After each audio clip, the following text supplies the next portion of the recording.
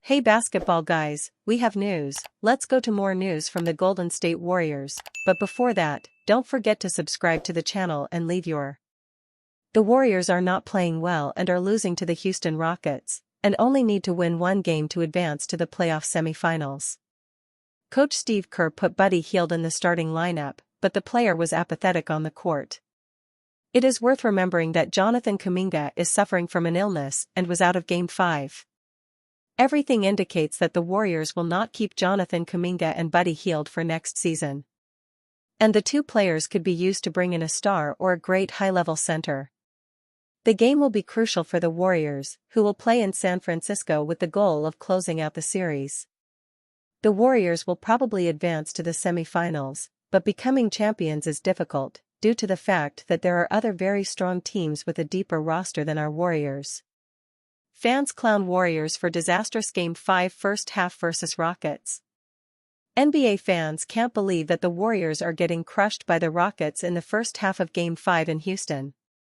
The Golden State Warriors have become known for closing out series in cutthroat fashion in recent years, and they have another chance to do so in Game 5 against the Houston Rockets on Wednesday night. However, things aren't going according to plan through two quarters.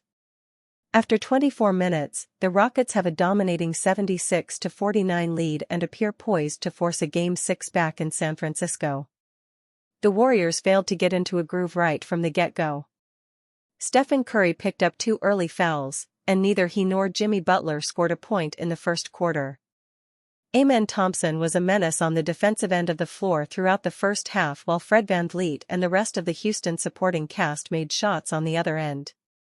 Despite how well Houston played, the lackadaisical performance from the Warriors was the story of the first half.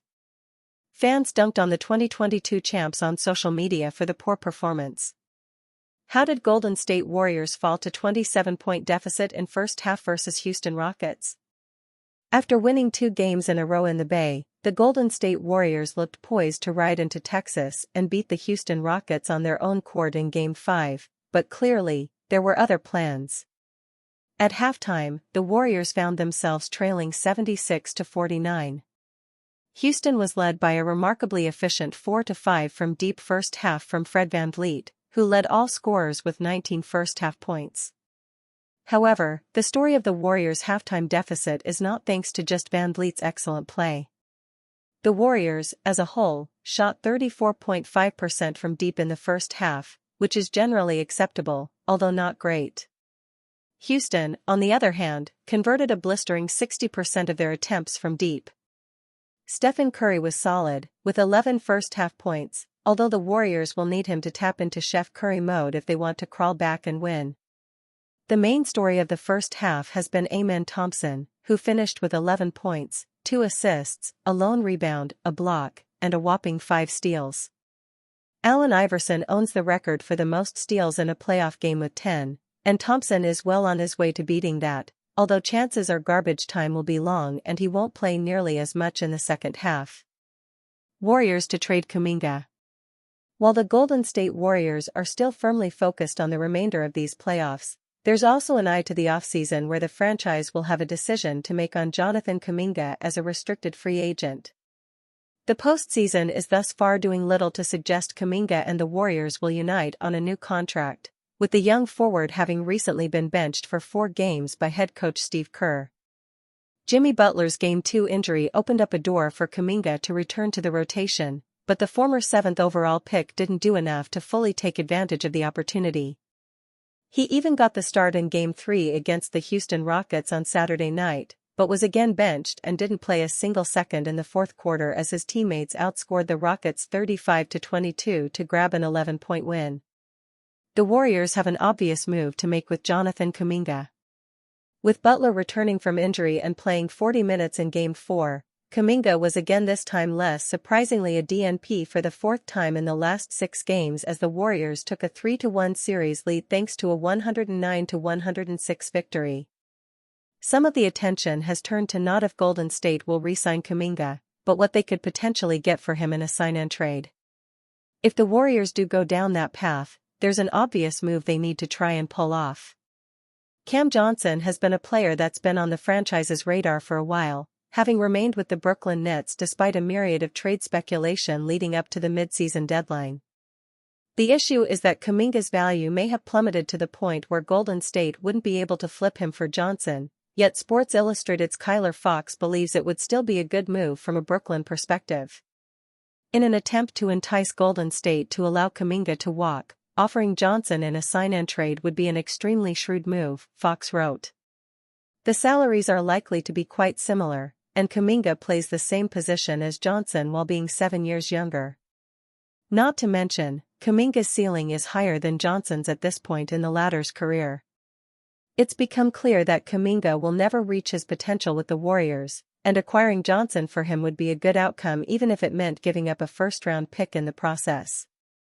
Johnson's elite three-point shooting and movement would be perfect in the Golden State system, and particularly playing off the star duo of Stephen Curry and Jimmy Butler. The 29-year-old averaged 18.8 points, 4.3 rebounds, and 3.4 assists in 57 games with the Nets this season, shooting 47.5% from the floor and 39% from beyond the arc on over 7 attempts per game. Johnson is set to make $20.5 million next season, which, as Fox points out, could be in the same ballpark as what Kuminga is offered.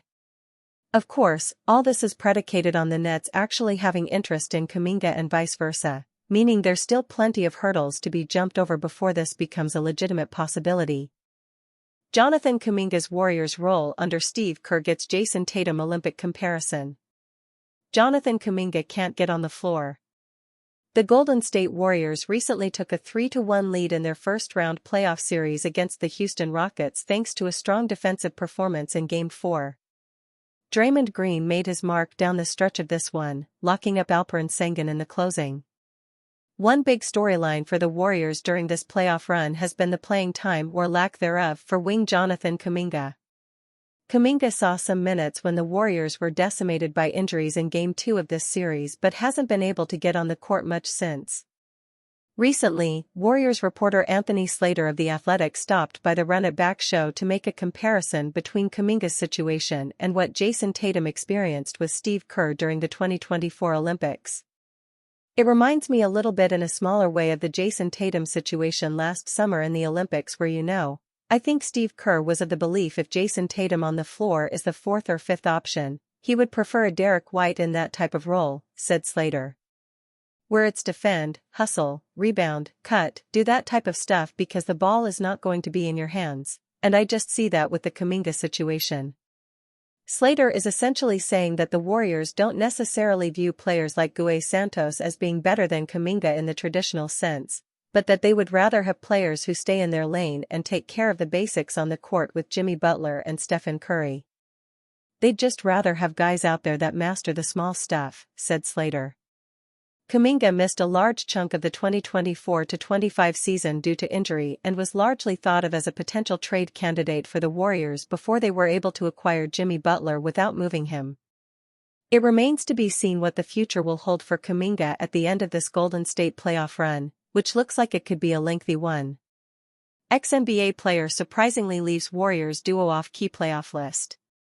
The Golden State Warriors are just one win away from advancing to the second round of the NBA playoffs. As Warriors fans know, getting even this far wasn't a guarantee. At their lowest point, the Warriors were the number 12 seed looking up at a stacked Western Conference. Mike Dunleavy pulled the trigger on what could be a franchise-altering move when he traded away Andrew Wiggins to bring in 6-time All-Star Jimmy Butler. Ex-NBA player omits Warriors duo from list. Butler's impact was immediately felt and the Warriors went 23-7 in the regular season with Butler. After Butler left Game 2 with a pelvic contusion, the Warriors allowed Jalen Green to score 38 points. Stephen Curry picked up the slack in Butler's Game 3 absence and scored 36 points. Butler returned for Game 4 and the Warriors needed every bit of his production. He led the team with 27 points, 14 of which came in the fourth quarter. He was 12-for-12 from the free throw line in the game and 5-for-5 in the final minute to help the Warriors hold off the Rockets. For the series, Butler is averaging 26 points per game, as is Curry. However, despite the top-tier production, former NBA player Chandler Parsons hasn't been impressed. In a recent segment for FanDuel TV, he gave his 5 best duos in the NBA playoffs. Noticeably, Curry and Butler were omitted from the list. Instead, Parsons named Jason Tatum/Jaylen Brown, Shai Gilgeous-Alexander/Jalen Williams, Donovan Mitchell/Darius Garland, Jalen Brunson/Karl Anthony Towns and Jamal Murray/Nikola Jokic. Chandler Parsons' top 5 duos in the playoffs: Jason Tatum/Jaylen Brown, SGA/Jalen Williams, Donovan Mitchell/Darius Garland, or Mobley, Jalen Brunson/KAT, Jamal Murray/Nikola Jokic. No Steph/Jimmy or Luka/LeBron on it. Chandler Parsons list agree? pic.twitter.com/EQLZK9VXD, Run It Back, at RunItBackFDTV, April 30, 2025. There are plenty of arguments to be made for and against this list. While Shai Gilgeous-Alexander is favored to take home the Most Valuable Player award, seeing Williams in a list of top duos over a pair like Curry and Butler may leave fans scratching their heads. Other trade options for Jonathan Kuminga. Chicago Bulls. Chicago Bulls receive Jonathan Kuminga, sign and trade. Golden State Warriors receive Nikola Vucevic, Ayo Dosunmu, 2025 first-round pick, Chi, 2027 first-round pick, Chi. The Chicago Bulls are in a phase of retooling, and acquiring Jonathan Kuminga aligns with a youth-oriented strategy. Kuminga's athleticism and scoring ability could be pivotal in holding down the Bulls' forward positions, providing a fresh dynamic to their lineup. Golden State, in return, would acquire Nikola Vucevic, a seasoned center averaging 18.5 points and 10.1 rebounds per game, offering immediate frontcourt reinforcement. The Warriors were interested in the big man before this season's trade deadline, but were put off by the high asking price, so they clearly have the player on their radar. Ayo Dosunmu adds depth at the guard position, 12.3 ppg, 4.5 apg, bringing energy and defensive capabilities. The inclusion of 2 future first-round picks, 2025 and 2027, provides the Warriors with valuable assets for long-term planning or potential future trades.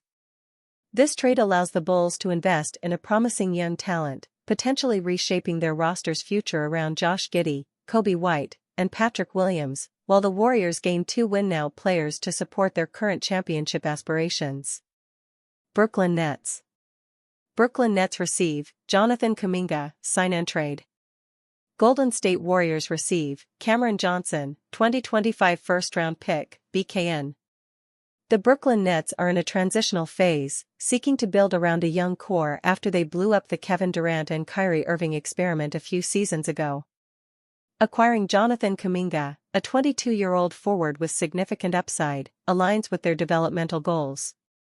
Overall, Kuminga has demonstrated potential, averaging 15.3 points, 4.6 rebounds, and 2.2 assists per game this season, with a field goal percentage of 45.4% and a three-point percentage of 30.5%. There is no doubt the young player can boost those numbers to a higher level in the right situation. On the other end, Cameron Johnson, heading to the Warriors in this scenario, is a proven scorer and shooter. This season, the 29-year-old has averaged 18.8 points, 4.3 rebounds, and 3.4 assists per game, shooting 47.5% from the field and 39% from beyond the arc. His career year makes him a hot commodity around the NBA, and he fits what the Warriors need perfectly. His ability to stretch the floor would complement Golden State's offensive schemes, providing immediate impact and experience to a team aiming for another championship run. The inclusion of a 2025 first-round pick adds future value for the Warriors, balancing the trade by offering long-term assets alongside immediate contributions. For the Nets, this move signifies a commitment to youth and potential, providing Kuminga with an environment conducive to growth and increased responsibility. Meanwhile, the Warriors can swap their disgruntled player for a perfect fit in their offense.